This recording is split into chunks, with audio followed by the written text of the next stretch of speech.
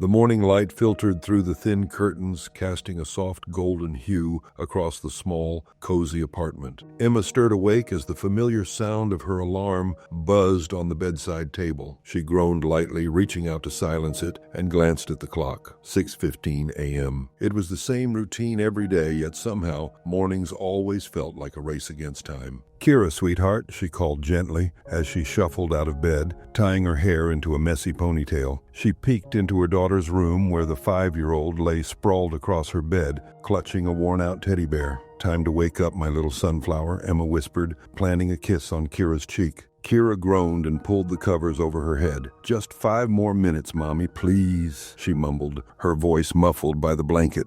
Emma chuckled. 5 minutes? You said that yesterday and we almost missed the bus, remember? She gently tugged the blanket away, revealing Kira's sleepy, pouty face. "Come on, if we're late again, the bus driver might start charging us a late fee." Kira giggled at the joke, her eyes still heavy with sleep, but brightening as she stretched her small arms toward her mom. "Carry me, Mommy." Emma scooped her up with a playful sigh. "You're getting heavier, you know that? Pretty soon I'll need a crane to lift you." "I'm not heavy," Kira protested, laughing as Emma carried her to the small bathroom. All right, Emma relented, setting her down gently. "Now, brush those teeth, Missy. We don't want Mr. Toothpaste Monster coming back, do we?" Kira giggled again and obediently picked up her toothbrush. Emma gave her a quick wink before hurrying to the kitchen. The smell of freshly brewed coffee filled the air as Emma moved about, juggling her morning tasks. She poured cereal into a bowl for Kira, packed her own lunch, and checked her work emails on her phone, all while keeping an ear out for her daughter's cheerful humming from the bathroom. As she was buttering toast, her parents called. Emma answered on speakerphone, balancing the phone on the counter while scrambling to pack Kira's school bag. "Emma, are you sure you don't want us to take Kira for a while?" Her mom's warm voice came through. "You sound like you're juggling a circus over there." Emma smiled, though a pang of guilt tugged at her. "Mom, I appreciate it really, but I've got this. We're managing just fine." Her father's gruff but kind voice chimed in. "Sweetheart, there's no shame in accepting help. You're working so hard and we know it's not easy being on your own." Emma sighed, glancing toward Kira, who was now sitting at the table, happily munching on her cereal. "I know, Dad, I do. But Kira's my world. I can't imagine being apart from her, even for a little while. We're a team, right, Kira?" Kira looked up, milk dribbling down her chin. "Team Mommy and Kira," she cheered, raising her spoon like a flag. Her parents laughed on the other end. All right, her mom said, her tone softening. "But if you ever change your mind, you know we're just a call away."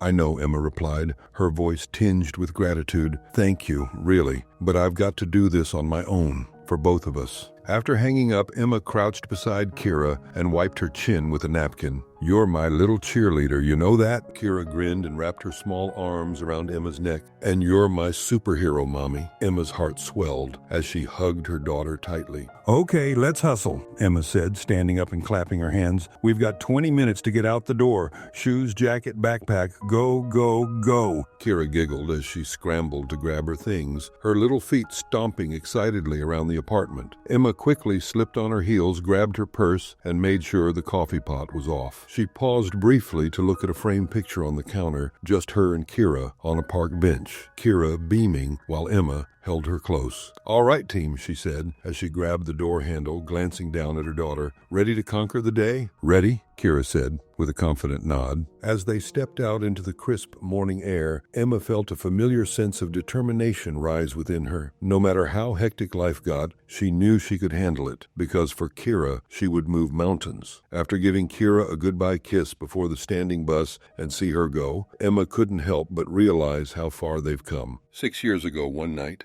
the house was too quiet, the kind of silence that made Emma feel uneasy. She sat on the edge of the couch in the living room, her hands gripping the hem of her sweater as she stared at the clock on the wall. It was nearly midnight and Charles still wasn't home. Lately, it felt like every time they were supposed to talk, he found a reason to stay away a little longer. Meetings, late dinners, anything to avoid being here, she thought bitterly. When she heard the sound of the car pulling into the driveway, her heart raced. She stood up quickly, brushing her hands against her sides, trying to steady herself. The front door opened, and there he was, stepping inside and loosening his tie. He looked tired, but it was the kind of tired word that had nothing to do with work. "You're late," Emma said, her voice soft but carrying a hint of frustration. Charles sighed, shutting the door behind him. He set his briefcase down and glanced at her briefly before looking away. "I know," he said. "I got caught up." "You've been getting caught up a lot lately," Emma replied, trying to keep her voice steady. We said we'd talk tonight, Charles. About us. About everything." He hesitated, running a hand through his hair. "Emma, I don't think tonight's a good time." She felt her chest tighten. "If not tonight, then when? You keep pushing this off. I need to know where we stand, Charles." He avoided her gaze, walking past her to the kitchen. Emma followed, her bare feet silent against the hardwood floor. "Don't walk away from me," she said, her voice breaking just slightly. He stopped, his back to her, his shoulders stiff. "Emma," he began, his tone heavy, "this isn't easy for me." "Oh, don't," she said, her frustration boiling over. "Don't make it sound like you're the one suffering here. Do you think this is easy for me, knowing that we're drifting further apart every day and not knowing why?" Charles turned to face her, his eyes filled with something she couldn't quite place. Regret, guilt, maybe even shame. "It's not just us, Emma. It's my family, my mother." Emma let out a bitter laugh. "Your mother," she repeated. "Of course. It's always about what your mother thinks, isn't it?" "She thinks this isn't working," he said, his voice barely above a whisper. She thinks it's time to move on." Emma stared at him, disbelief washing over her. "Move on?" she repeated. "What does that even mean, Charles? We're married. This isn't something you just move on from." "She doesn't think," he paused, struggling to find the words. "She doesn't think we can have a future, not without children." Emma felt the air leave her lungs. Her stomach sank as the words settled over her. "So that's it," she said, her voice trembling. "I'm barren, and that makes me unworthy. Is that what she told you?" Charles opened his mouth to argue, but closed it again, his silence speaking louder than any words could. Emma took a step back, shaking her head. "And you agree with her," she said, her voice breaking. "You think I'm not good enough for you because I can't give you a child." "It's not like that," he said quickly, taking a step toward her. "Emma, it's not you. You know that. But my mother, she's worried about the family. The name, she doesn't understand." Emma's laugh was bitter, hollow. "Oh, she understands just fine. She's the one pulling the strings, Charles, and you're letting her. You're letting her decide what our marriage is worth." "I don't have a choice," he snapped, the words spilling out before he could stop them. Emma froze, her breath catching in her throat. "You don't have a choice?" she repeated. "What about me? What about the vows we made? What about the love we're supposed to have?" Charles looked at her, his expression a mix of frustration and sadness. "Emma," he said softly, "it's been 3 years of trying and nothing. My mother, she won't let this go. And if I don't do this, she'll make life unbearable for both of us." Emma stared at him, tears welling up in her eyes. "You're really doing this," she whispered. "You're choosing her over me." He looked away, unable to meet her gaze. "I'm sorry," he said. She stood there for a moment, letting his words sink in. Then, without another word, she turned and walked out of the kitchen. She climbed the stairs to their bedroom, her movements robotic, her mind racing. She packed a small suitcase, her hands shaking as she folded her clothes. When she came back down, Charles was still standing in the kitchen, staring at the floor. "I'll leave in the morning," she said, her voice cold and steady. "But let me be clear, Charles, you're not just losing me because of your mother. You're losing me because you didn't fight for us." He looked up at her, his eyes filled with regret. "Emma." "No," she cut him off. "You made your choice. Live with it." She turned and walked away, the weight of her heartbreak threatening to crush her with every step. That night, as she lay awake in the guest room, staring at the ceiling, she made herself a promise. She would rebuild her life. She would find her own happiness, with or without Charles, and she would never let anyone make her feel unworthy again. Emma stood on the narrow balcony of her new apartment, looking out at the faint outline of the Rocky Mountains in the distance. The air was crisp, carrying the faint smell of pine and something else, something fresh, like the possibility of a new start. This was Colorado, her new home. Kira, her 5-year-old daughter, twirled around her, clutching a stuffed bear and giggling at nothing in particular. "Mommy, can we paint my room pink?" Kira asked, tugging at Emma's jacket. Emma crouched to her level, brushing a strand of hair from her daughter's face. "Pink, huh? That's a bold choice. Let's get settled first, okay? Then we'll make it perfect." Inside, the apartment was small but cozy. The kitchen barely fit the second-hand table she had bought from a thrift store, and the living room was more of a nook with a couch that had definitely seen better days, but it was hers. Every corner of the space was a little reminder of her determination to start over. Emma set her coffee mug on the counter and glanced at the clock. It was nearly 7:30, and she had to leave soon. Her first day at the new job had been nerve-wracking, but today was the real challenge. Amelia, her manager, had hinted at a major project coming her way, and Emma wasn't sure if she was excited or terrified, probably both. Emma kept her head high even though her stomach was doing nervous little flips. She stepped into the elevator, clutching her bag tightly as she mentally rehearsed her responses for the meeting. When the doors slid open, the familiar hum of the marketing department greeted her, keyboards clacking, phones ringing, and snippets of conversations about ad campaigns and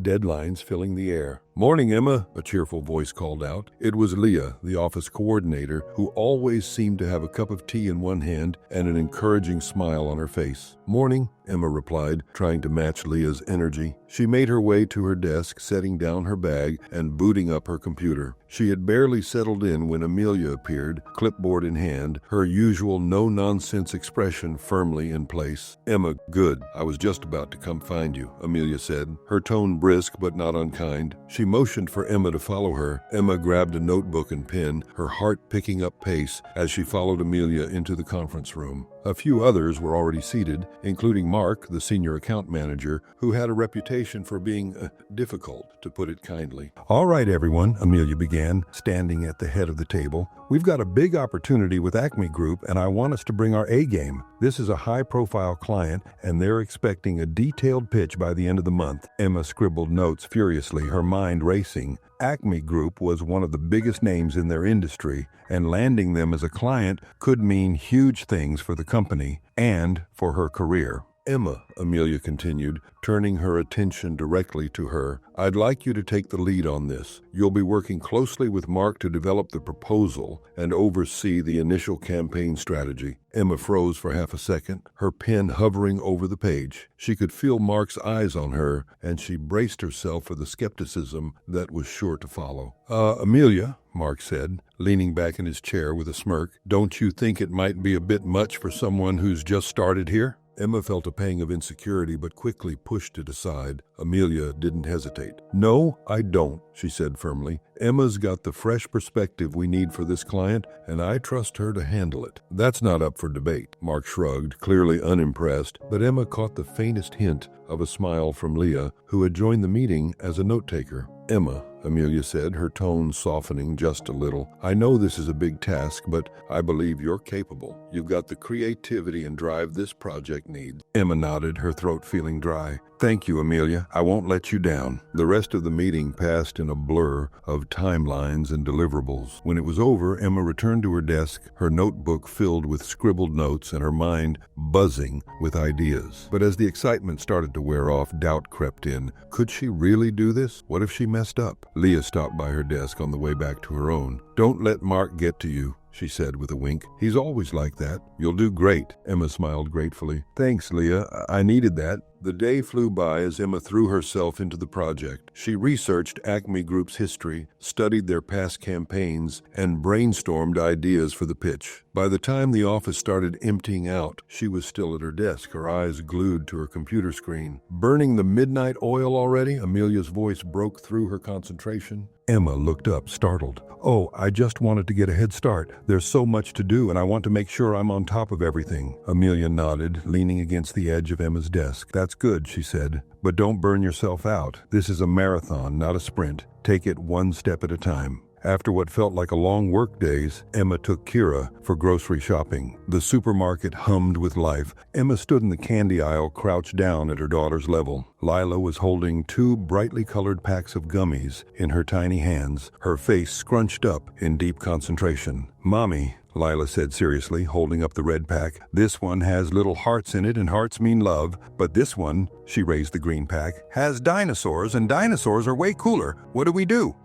That's a tough choice. Maybe love and coolness can share the stage." Should we get both? Lila's eyes lit up, but then she hesitated. But you said we're only getting one treat today. Emma's heart swelled with pride at her daughter's thoughtfulness. Well, she said, leaning in conspiratorially, how about I break my own rule just this once, but only because you've been such a big help today. Lila grinned and hugged Emma tightly before plopping the gummies into the cart. Thanks, Mommy, you're the best. As they moved down the aisle, Emma couldn't help but laugh at Lila's animated chatter about dinosaurs and hearts. It was these small moments that made the long days worth it, the laughter that reminded her how far she had come. But as they turned into the sauces aisle, Emma's laughter froze in her throat. She felt it before she saw him, a presence that made her stomach tighten. She turned her head slightly, her breath catching when she saw Charles standing at the end of the aisle. He was leaning on his cart, his expression unreadable at first, but as their eyes met, it shifted. Shock, regret, something else she didn't want to name. He looked older, wearier, as if the years had taken their toll. Emma quickly turned back to Lila, her heart pounding in her chest. Mommy, can we get the honey barbecue sauce? That's my favorite. Lila was oblivious to the tension that had suddenly entered the air. Sure, sweetheart, Emma said, her voice steady despite the storm brewing inside her. She grabbed the bottle and placed it in the cart, willing herself not to glance back. But Charles was moving closer now, his footsteps slow, hesitant. Emma could feel his eyes on her, and a wave of memories threatened to overwhelm her. She pushed them aside, focusing on Lila, who was now skipping beside the cart. Emma. His voice broke through the noise of the supermarket, soft but unmistakable. She froze for a fraction of a second before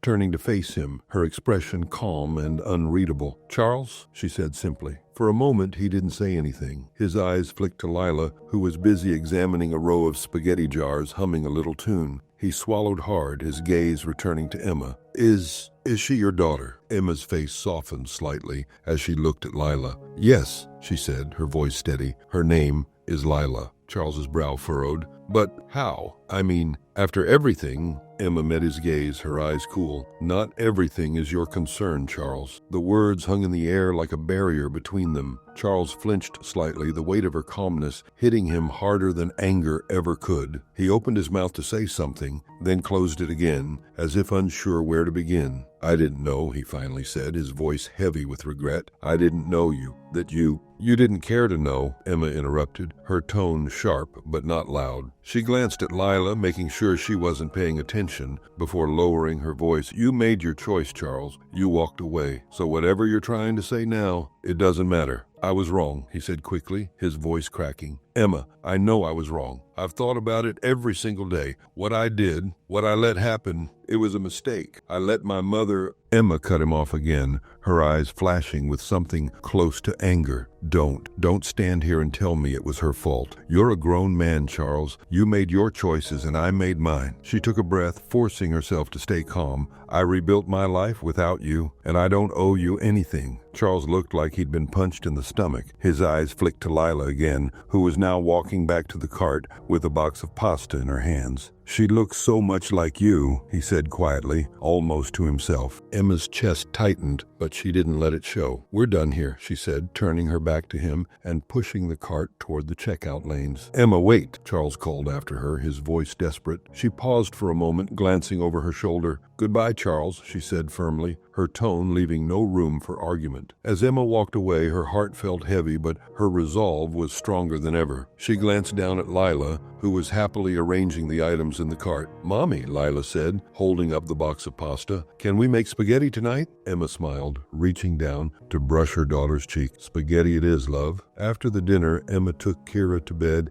and read her a bedtime story. Good night, Mommy, Kira said softly. Emma sat beside her for a while, looking at her innocent face, a small reminder of how this cute, fragile child had brought a change in her life she never expected. 5 years ago, one night, the rain was coming down hard the day Emma walked into the clinic. She clutched her umbrella tightly, though it did little to keep her dry as she hurried inside. Her heart was racing, but it wasn't from the chill in the air. She'd spent weeks researching this place, reading every article, every review, and even reaching reaching out to patients who had been treated there. Now, standing in the sterile white lobby with the faint hum of fluorescent lights overhead, the reality of it all hit her. "Emma James," a nurse called, her voice warm but efficient. Emma stood up, smoothing her coat as she followed the nurse into a private consultation room. This wasn't a decision she had come to lightly. "Dr. Patel will be with you shortly," the nurse said, offering a reassuring smile before closing the door behind her. Emma sat down and glanced at the stack of pamphlets on the desk. Advanced fertility options, one read in bold letters. She picked it up, flipping through the pages, though she had already memorized most of the information. Terms like experimental and low success rate had scared her at first, but now they were just facts, challenges she was willing to face. This was her last hope. The door opened and Dr. Patel walked in, her presence calm and commanding. She was a woman in her late 40s with sharp eyes softened by a warm smile. She sat across from Emma, her hands folded neatly on the desk. "Emma," she began, her tone gentle but direct, "I've reviewed your file. I know you've been through a lot." Emma nodded, swallowing the lump in her throat. "I've tried everything else," she said, her voice trembling slightly. This is my last chance." Dr. Patel leaned forward slightly. "I want to be honest with you. The procedure we're discussing is still in its early stages. There's no guarantee it will work, but if you're ready to move forward, I believe it's worth trying." Emma nodded again, her hands clasped tightly in her lap. "I'm ready," she said firmly. "I know the odds, but I have to try. I need to do this for me." The next few weeks were a blur of appointments, tests, and cautious optimism. Emma followed every instruction to the letter, no matter how exhausting or invasive. She refused to let doubt creep in. She wouldn't let herself think about failure. This was her choice, her fight, and she was determined to see it through. The day she got the call was unremarkable at first. She had just gotten home from work, kicking off her shoes and collapsing onto the couch. The phone rang and she answered without checking the caller ID. "Emma?" Dr. Patel's voice was cautious, but there was a glimmer of something in her tone. Emma sat up straight, clutching the phone tightly. "Yes," she said, her heart pounding. "You're pregnant," Dr. Patel said, and for a moment, the world seemed to stop. Emma's hand flew to her mouth as tears streamed down her face. She couldn't speak, couldn't think. She could only cry as the weight of the moment crashed over her. After years of heartbreak and loss, she had finally been given this gift. "Emma," Dr. Patel said after a moment, "are you all right?" "Yes," Emma whispered, her voice breaking. I'm more than all right. The pregnancy wasn't easy. There were complications and moments of fear when she thought it might all slip away. But Emma held on, drawing strength from the life growing inside her. She talked to her baby every night, her hand resting protectively on her belly. "You're my little fighter," she whispered one night as she lay in bed, "and I promise no matter how tough things get, I'll fight for us. Always." When Lila was finally born, Emma felt like her world had shifted. She held her tiny daughter in her arms, marveling at the delicate features and the way her tiny fingers wrapped around Emma's thumb. She had never known love like this before, a love so fierce it felt like it could move mountains. "You're my miracle," Emma whispered,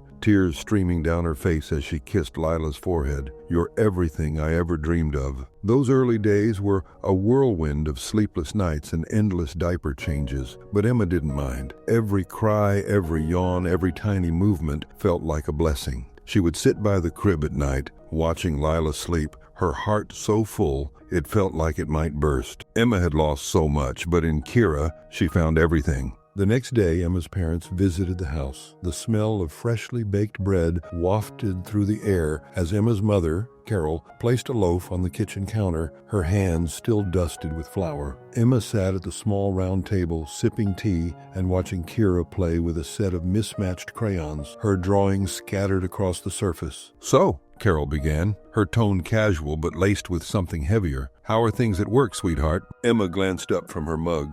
"Busy as usual," she said, smiling faintly. "But good. I feel like I'm finally finding my rhythm there." Her father, Richard, who had been sitting quietly by the window, reading the newspaper, folded it neatly and set it down. "And at home?" he asked, his voice steady but carrying a weight that immediately put Emma on edge. Emma raised an eyebrow. "What do you mean?" Carol wiped her hands on a dish towel, glancing at Richard before sitting down across from Emma. You know what we mean, she said gently. Emma, we're so proud of everything you've accomplished, truly, but we worry about you. Emma set her mug down, bracing herself. What is there to worry about? Kira and I are doing just fine. Carol sighed, her expression soft but persistent. It's just you're doing everything alone. Raising Kira, working full-time, managing the house. It's a lot for one person, Emma. We just want to make sure you're happy. I am happy, Mom, Emma said firmly. It's not easy, sure, but I'm managing, and I have Kira. That's all I need. Richard cleared his throat, leaning forward slightly. Emma, no one's saying you're not capable. We've seen how hard you've worked to build this life for you and Kira,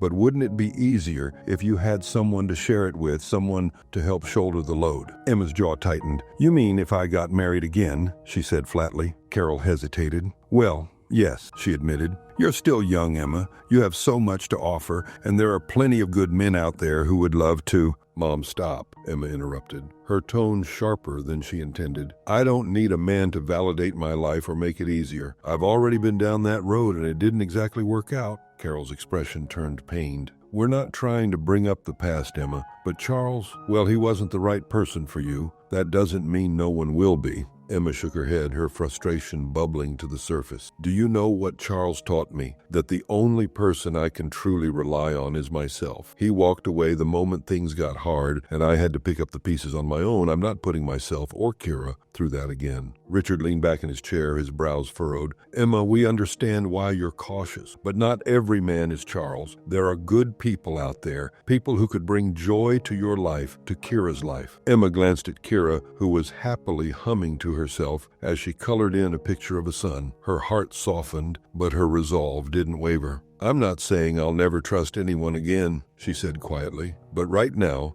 my focus is on Kira. She's my priority. I don't want her to feel like she has to compete for my attention or worry about being left behind. Carol reached across the table, placing a hand over Emma's. You're a wonderful mother, Emma, truly, and we're so proud of how strong you are. But strength doesn't mean you have to do everything alone. Emma felt tears prick at the corners of her eyes, but she blinked them away. I'm not alone, Mom, she said softly. I have Kira, I have you, and Dad. That's enough for me for now. Richard sighed, rubbing a hand over his face. We just want you to be happy, Em. That's all we want. I am happy, Emma said firmly, though her voice softened as she looked at her parents. It might not look like the life you imagined for me, but it's mine, and I'm proud of it. The tension in the room eased slightly as Kira bounced over, holding up her drawing triumphantly. Look, Grandma, look, Grandpa, I drew a rainbow. Carol's face lit up and she pulled Kira into her lap, showering her with praise. It's beautiful, darling, just like you. Emma watched the scene unfold. She knew her parents meant well, but they didn't see the world the way she did. They didn't understand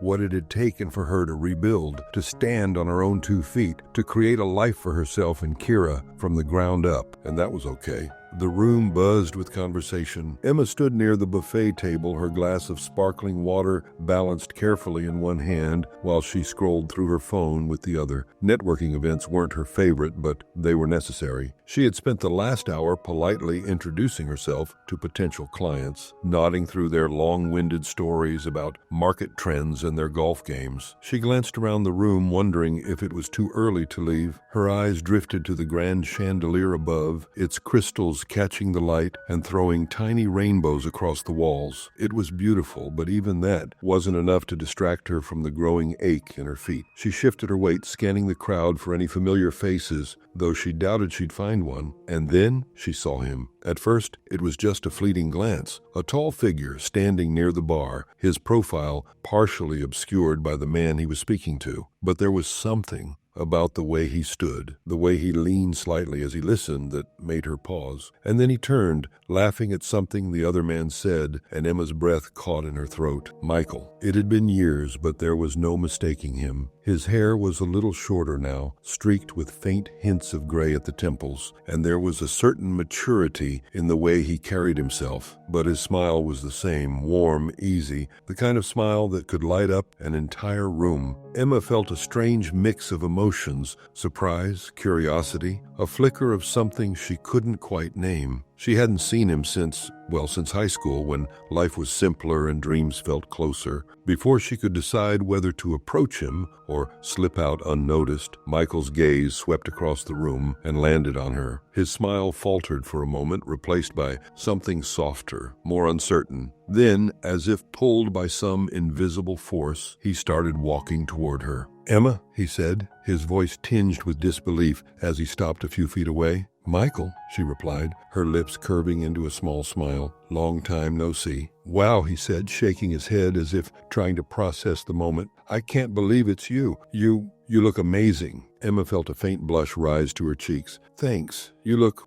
good too," he chuckled, running a hand through his hair. "So what brings you here? Work, I'm guessing?" She nodded. "Yeah, networking, making connections, the usual. You?" "Same," he said, slipping his hands into his pockets. "I just started working with a new company. They sent me here to mingle, but honestly, I'm terrible at this sort of thing." Emma laughed softly. "You? Terrible at mingling? I find that hard to believe." He grinned, the familiar twinkle in his eye making her heart ache with nostalgia. "Well, I guess I've gotten a little better at it over the years. Speaking of years, how have you been? It feels like forever." Emma hesitated, sipping her water to buy herself a moment. "I've been good," she said finally. "Busy, but good. Life's different now." Michael nodded, his expression thoughtful. "Yeah, I can imagine. I always wondered how you were doing. I regretted not staying in touch after high school." Emma raised an eyebrow, her tone light but tinged with curiosity. "Regretted it, huh? You never seemed like the type to look back, Michael." He laughed softly, his gaze dropping briefly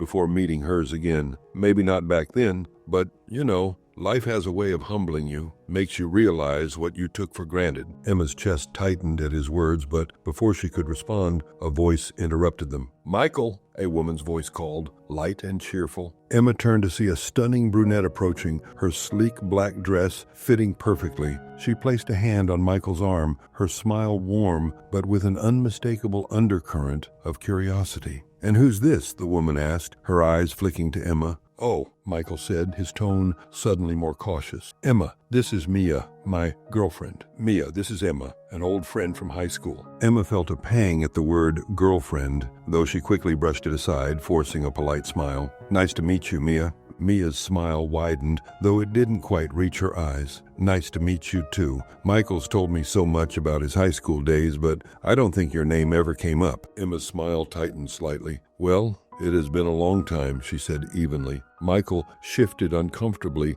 glancing between the two women. "Mia, I was just catching up with Emma. We were talking about—" "Actually," Emma said, cutting him off gently, "I should probably get going. It's getting late, and I've got an early morning tomorrow." Michael's expression shifted, a flicker of something like disappointment crossing his face. "Oh, well, it was really good seeing you, Emma. I hope we can catch up again sometime." Emma nodded, her smile soft but distant. "Maybe. Take care, Michael." As she walked away, she could feel both of their eyes on her. Her heart felt heavier than it had when she walked in. But she straightened her shoulders, reminding herself of everything she had built, everything she had to protect. Sometimes the past had a way of sneaking up on you, but Emma knew better than to let it pull her back. She had come too far to look over her shoulder for too long. A few days later, the office cafeteria was unusually busy. Emma stood in line, distractedly scrolling through her phone as she waited to grab her lunch. She was already thinking about the emails piling up on her desk when a voice from behind her broke through her thoughts. "Emma James, is that you?"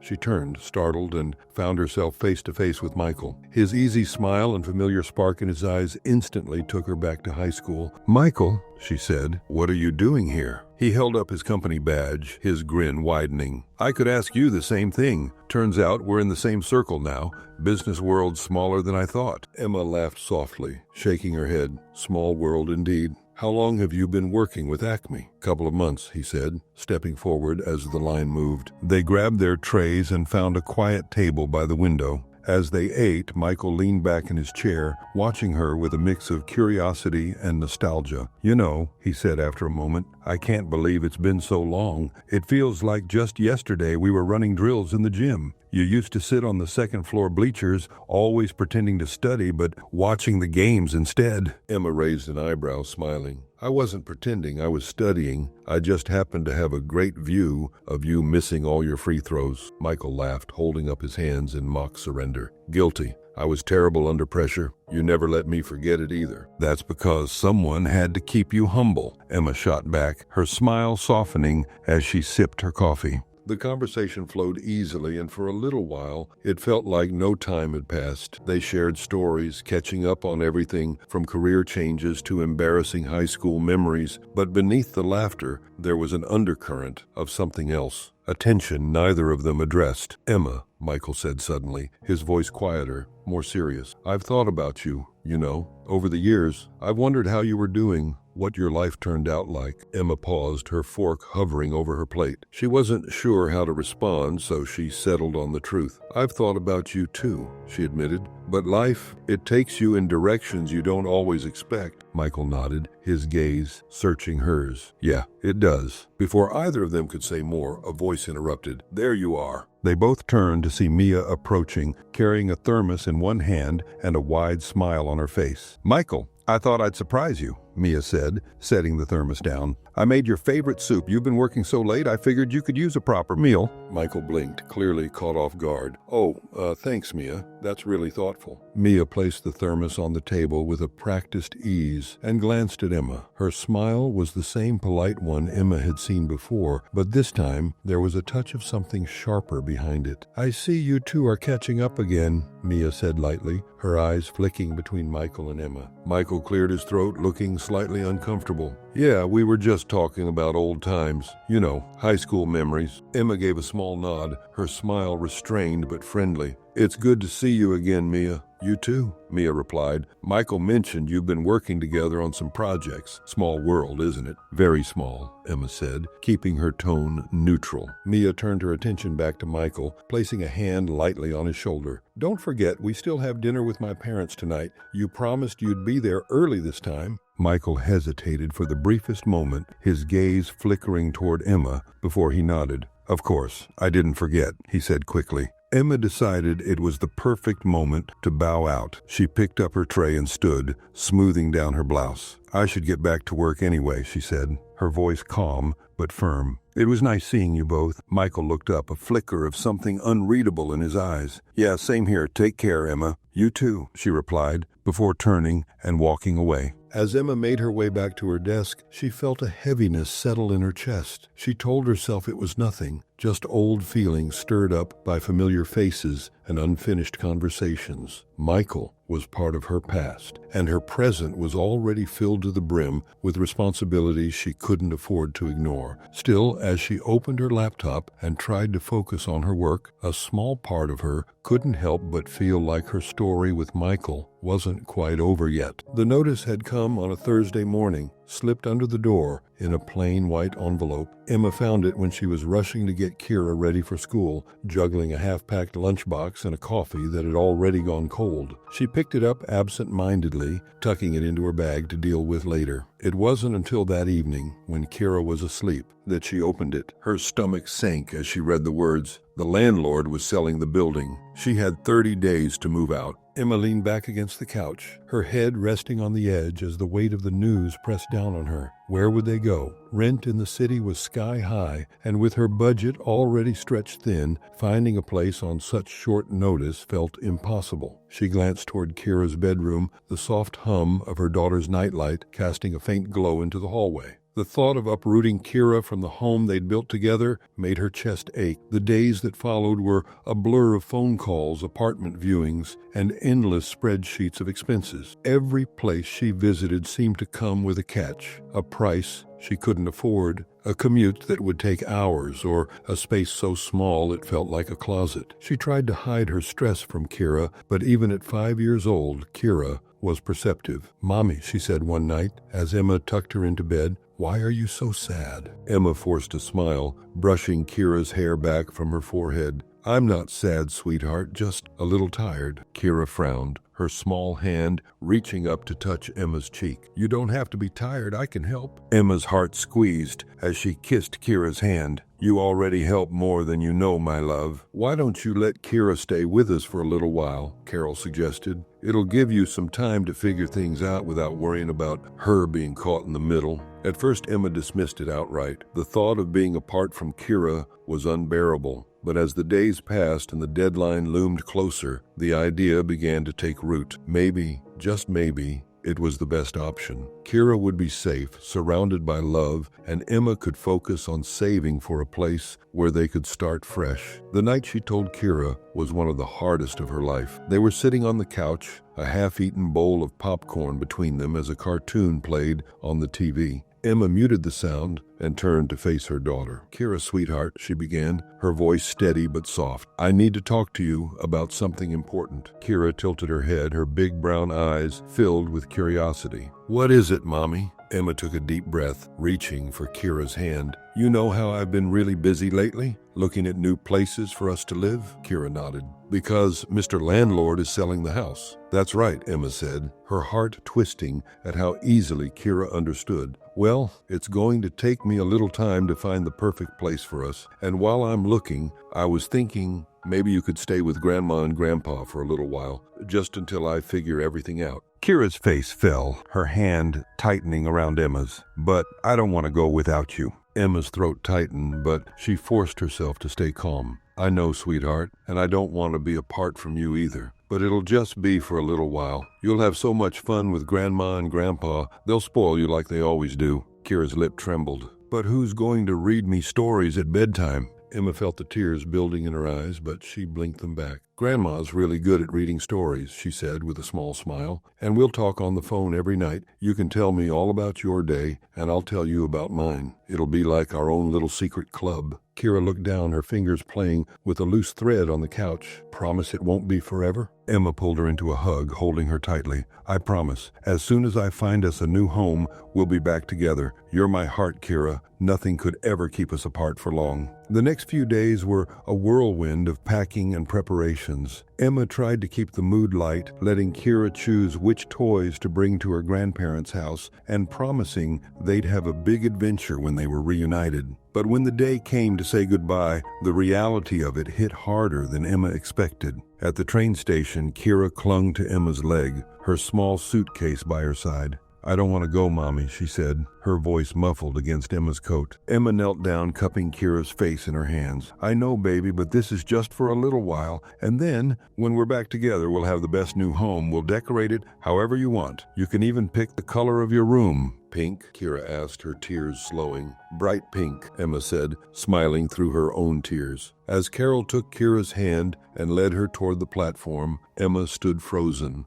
watching her daughter walk away. When Kira turned back to wave, Emma waved back, her heart breaking and swelling all at once. As the train pulled away, Emma stood there for a long time, her hand still raised in a wave. The station grew quiet, the platform emptying around her, but she stayed until the train was out of sight. And then, with a deep breath, she turned and walked away, her steps heavy but determined. This wasn't the end, just a temporary goodbye. She would find a way to bring them back together. She always did. The soft glow of a lamp lit Mia's apartment as she moved about, straightening cushions on the couch. Her place was impeccable, but tonight there was a tension in the air that even the perfect decor couldn't hide. Michael sat on the edge of the couch, leaning forward with his elbows resting on his knees. His hands were clasped tightly, and his leg bounced nervously. A tell Mia had come to recognize over the months they'd been together. Something was wrong. She'd felt it growing between them lately, and though she had tried to brush it off, the unease had only deepened. "Michael?" Her voice breaking the silence. "What's going on? You've been quiet all night." He didn't answer right away,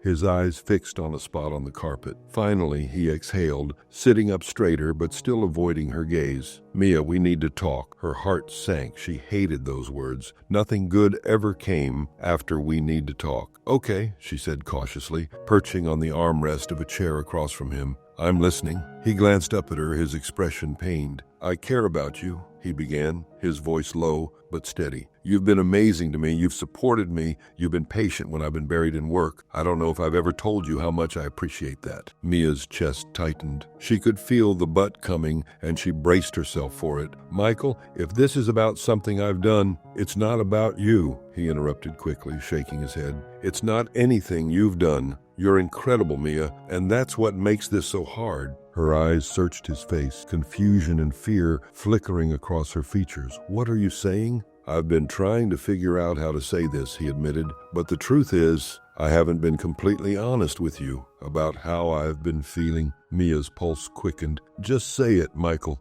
Please. He took a deep breath, his words tumbling out in a rush. Seeing Emma again, it brought back things I thought I'd moved past, feelings I thought were gone. But they're not, Mia, they're still there. The room went silent. Mia stared at him, her expression frozen in shock. Emma, she said finally, this is about her. Michael nodded, guilt etched across his face. I didn't plan for this to happen. I didn't even know she was in the same city, let alone working with Acme. But when I saw her, it was like everything came rushing back, and I've been trying to ignore it, to push it down, but I can't. It's not fair to you. Mia's eyes filled with tears as she stood up abruptly, crossing her arms over her chest. So that's it, she said, her voice trembling. You see your high school sweetheart at some networking event, and suddenly everything we've built means nothing. That's not what I'm saying, Michael said, standing up as well. Mia, you mean so much to me, but I can't keep pretending my heart isn't somewhere else. It's not fair to you, and it's not fair to me. Fair? She repeated, her voice rising. You're talking about fairness. What about me, Michael? What about the time I've invested in this relationship? What about the plans we've made? Does none of that matter? It does matter, he said desperately. That's why I can't string you along. You deserve someone who can give you everything, someone who's all in. And right now, I can't be that person for you. Mia turned away, swiping at her tears angrily. So what? You're just going to run back to her? To Emma? Michael hesitated, the weight of her words pressing down on him.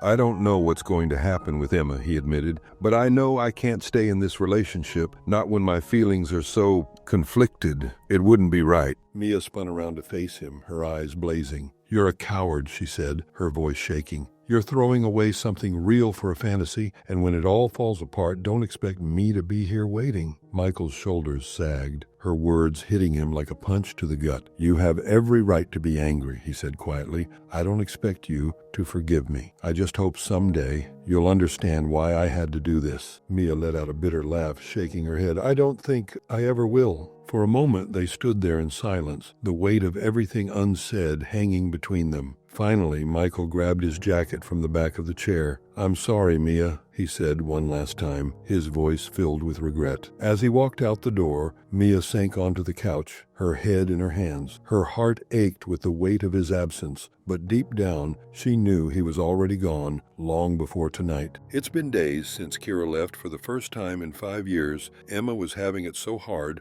to make things right. Her mind lingered as she sat in the office cafe. Her hands were wrapped around a mug of chamomile tea, though she hadn't taken more than a sip. The warmth of the cup steadied her, a small comfort amidst the chaos that seemed to engulf her life lately. Across from her, Michael sat quietly, his coffee untouched. He studied her face, noticing the faint shadows under her eyes and the slump of her shoulders. He could tell she was tired, not just physically, but emotionally, and it tore at him. You've been awfully quiet, Michael said, breaking the silence. His tone was gentle, almost teasing, but there was a layer of concern beneath it. Emma glanced up, managing a small, weary smile. Sorry, my brain's just full. I feel like I'm juggling a million things, and none of them are staying in the air. Michael nodded, leaning forward slightly. I get that, he said, his voice soft. So, how can I help? Emma hesitated, her smile fading as her gaze drifted to the window. I sent Kira to stay with my parents, she said finally. Michael blinked, the words taking a moment to register. What? He asked, his tone laced with confusion and concern. You sent her to your parents? Emma, why didn't you tell me? Emma's chest tightened, and she looked down at the table, avoiding his gaze. Because it's not your problem, she said, her voice trembling slightly. It's my responsibility, my burden. I had to make a choice, Michael. The landlord sold our apartment, and I couldn't find anything we could afford in time. I didn't want her to feel that instability, to see me scrambling. So I sent her to my parents, and just until I can figure it out. Michael's heart sank as he watched a tear slip down her cheek. Emma, he said softly, reaching across the table to cover her hand with his. You don't have to carry this alone. You never have to carry it alone. She pulled her hand away, wrapping her arms tightly around herself as if trying to hold herself together. You don't get it, she said, her voice breaking. I can't let her see me fail. She's already been through so much. Losing her dad, moving everything. She's my whole world, Michael. I have to protect her, even if it means being apart for a little while. Michael's chest ached at the sight of her, so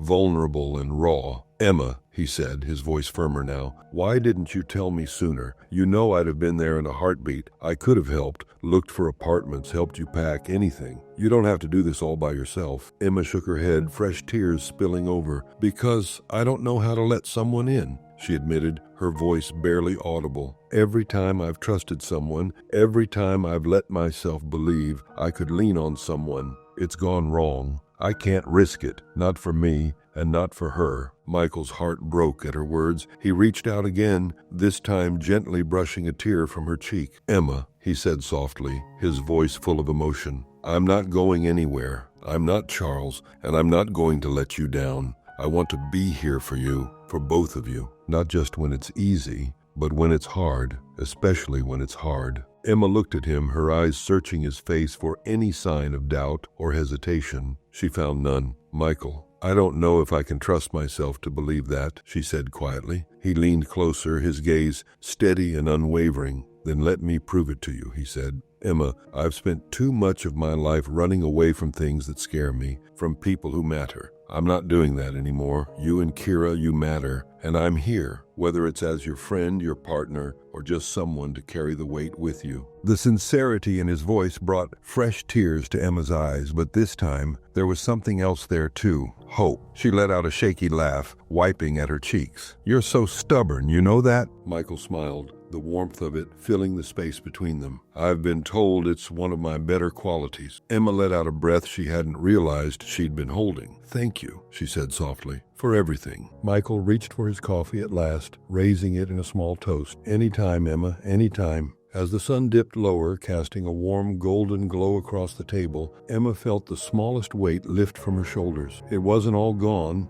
and the road ahead was still uncertain, but for the first time in a long time, she didn't feel like she was walking it alone. The day of the bidding presentation came faster than Emma expected. She found herself in another conference room, this time with representatives from Acme Group seated across the table. Mark was at her side, his presence reassuring, but also a reminder of the stakes. Emma stood at the front of the room, her hands gripping the edge of the podium. She took a deep breath and began her presentation, walking the clients through the proposed campaign. She spoke with a calm confidence she didn't entirely feel, her voice steady, as she highlighted the innovative strategies her team had developed. One of the Acme executives interrupted with a pointed question about projected ROI. Emma hesitated for a split second, her mind racing. Then she met his gaze and answered clearly, backing up her response with data she had memorized late last night. When she finished her presentation, there was a moment of silence. Then the Acme team began to nod, exchanging impressed glances. Mark leaned over and whispered,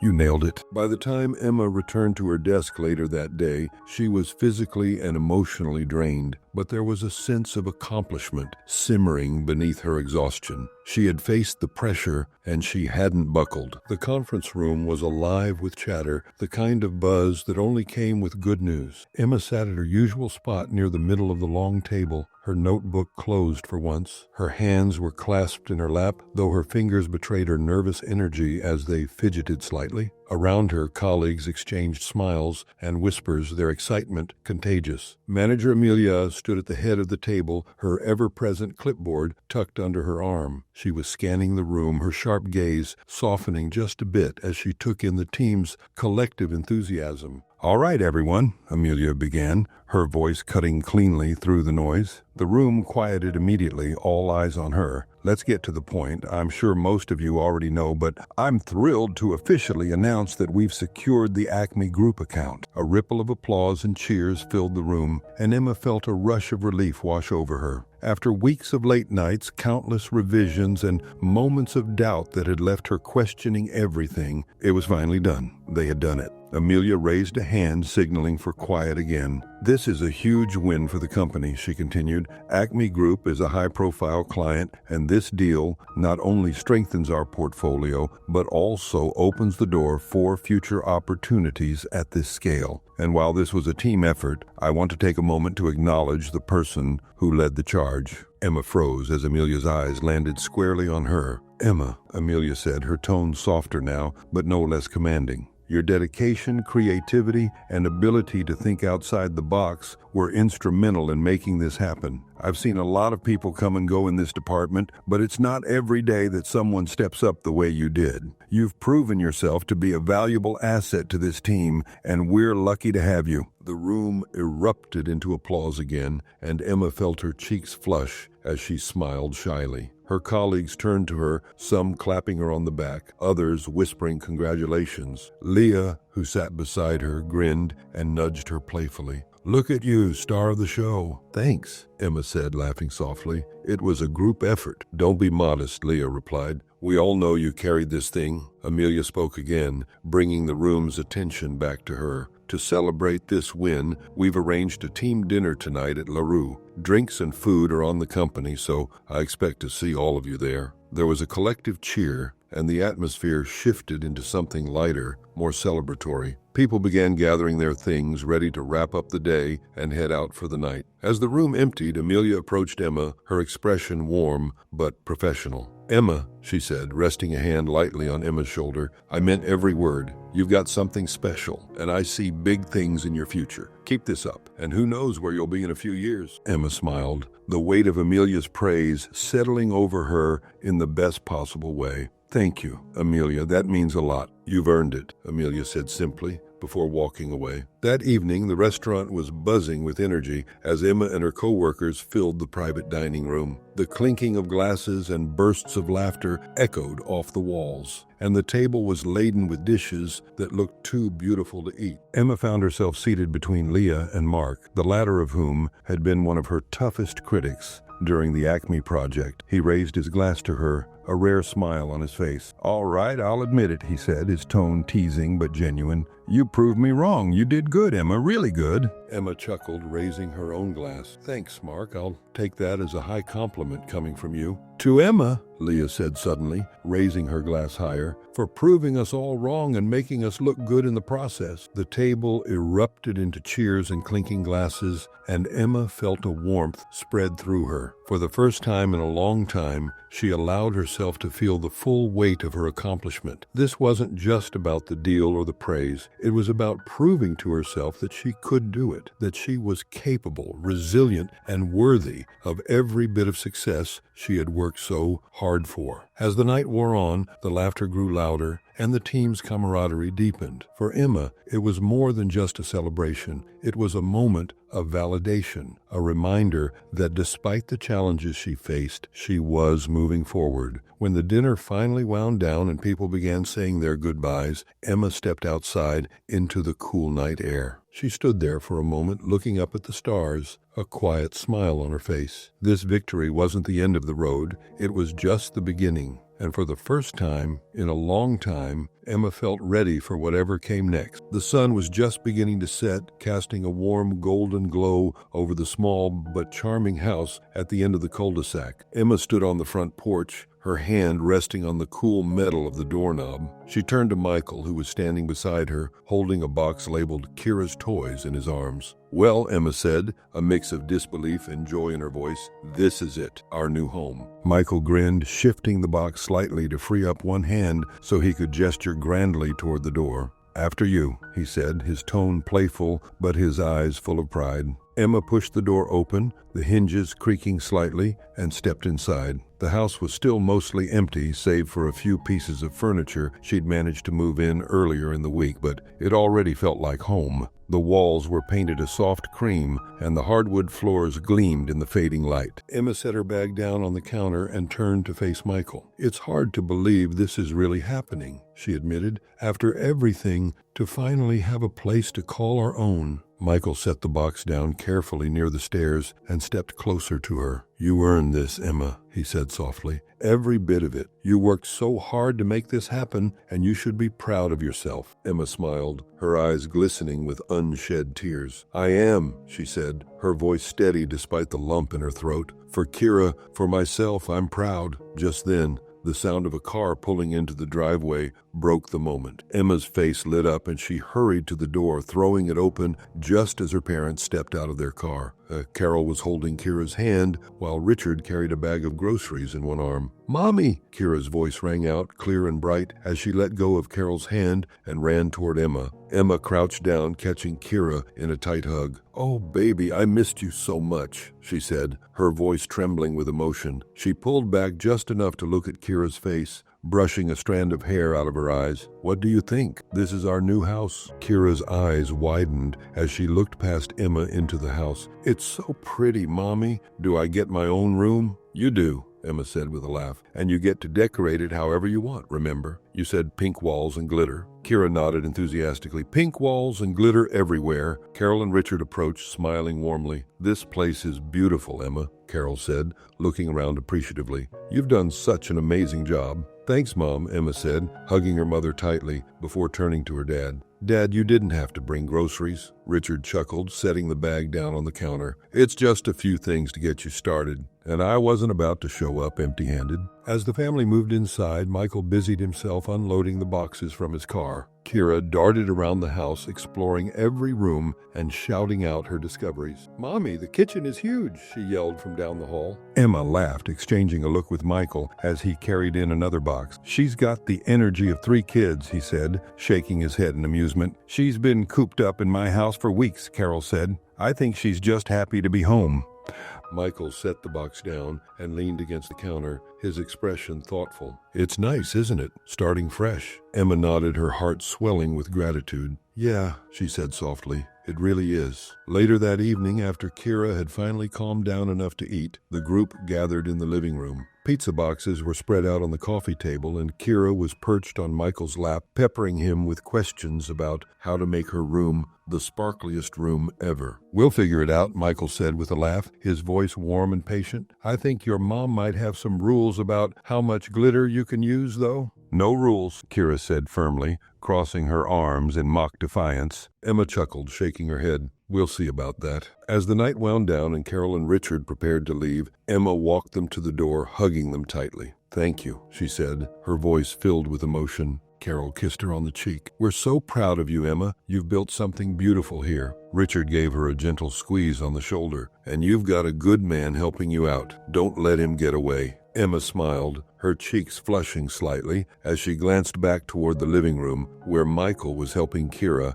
pick up her crayons. "I won't," she said softly. And when her parents were gone and Kira was tucked into her new bed, Emma and Michael stood in the kitchen, the quiet of the house settling around them. "Thank you for today," Emma said, leaning against the counter. "For everything." Michael stepped closer, his hand brushing against hers. "You don't have to thank me," he said. "I meant what I said, Emma. I'm here for you, for Kira, for whatever comes next." Emma looked up at him, her heart full. "This feels good," she admitted, "like we're finally where we're supposed to be." Michael smiled, pulling her into a gentle hug. "That's because we are." And as Emma stood there, wrapped in the warmth of his embrace, she felt something she hadn't allowed herself to feel in years. Peace. The late afternoon sun streamed through the large windows of the living room, casting a warm golden glow across the freshly unpacked boxes and the new furniture Emma had carefully chosen. Outside in the backyard, Kira was chasing Bubbles, her laughter echoing through the open door. The sound was light and joyful, like the kind of music Emma hadn't realized she needed until now. Emma stood by the sliding glass door, her arms loosely folded, watching Kira as she spun in circles, her tiny hands reaching for the shimmering bubbles that floated just out of her grasp. A faint smile tugged at Emma's lips, and for the first time in years, her shoulders felt lighter. Michael walked up behind her, his footsteps soft on the hardwood floor. He placed a mug of tea in her hands, the heat seeping through the ceramic and warming her fingers. "Careful," he said with a small smile. "It's hot." "Thanks," she murmured, her eyes never leaving Kira. She took a sip, the earthy flavor grounding her in the moment. "She's so happy." Michael leaned against the doorframe, his arms crossed as he watched Kira blow another stream of bubbles into the air. "She deserves to be," he said simply. "You've given her a home, Emma, a real one. That's not easy to do." Emma's smile faltered for a moment as she turned to look at him. "I didn't do it alone," she said softly. "Not this time." Michael's gaze met hers, steady and full of something she hadn't let herself believe in for so long. "You didn't have to," he said, "and you won't have to again." Emma let out a small laugh, more out of relief than amusement. It's still strange, letting someone help me, letting myself trust that it's okay to lean on someone else. Michael's expression softened and he stepped closer, placing a hand gently on her shoulder. You've been through a lot, he said. It's not easy to let those walls down, but you did it, and look where you are now. She looked down at the tea in her hands, her thoughts swirling like the steam rising from the mug. It wasn't always easy, she admitted, her voice quiet. There were times I thought I couldn't do it, times I thought maybe it's better to just stop trying so hard. Michael's hand slid down her arm, his fingers brushing hers. But you didn't stop, he said, his voice firm but kind. You kept going, for Kira, for yourself, and now you're here. That says a lot about who you are, Emma. She swallowed the lump in her throat and set the mug down on the nearby table. Her eyes returned to Kira, who was now lying on the grass, giggling as the last few bubbles popped around her. I've learned something, Emma said after a long pause, her voice steady. No matter how difficult things get, there's always a way forward. It's not always clear, and it's almost never easy, but it's there. You just have to keep moving, even when it feels impossible. Michael smiled, his gaze warm and unwavering. And you don't have to face it alone anymore, he said gently. Emma turned to him fully, her heart full of gratitude, love, and a quiet kind of peace she hadn't felt in years. No, she said, her voice soft but firm. I don't. They stood there in comfortable silence for a moment, watching as Kira got to her feet and ran toward them, her face flushed with excitement. Mommy, Michael, did you see how many bubbles I caught? She asked breathlessly, her grin wide and infectious. We saw, sweetheart, Emma said,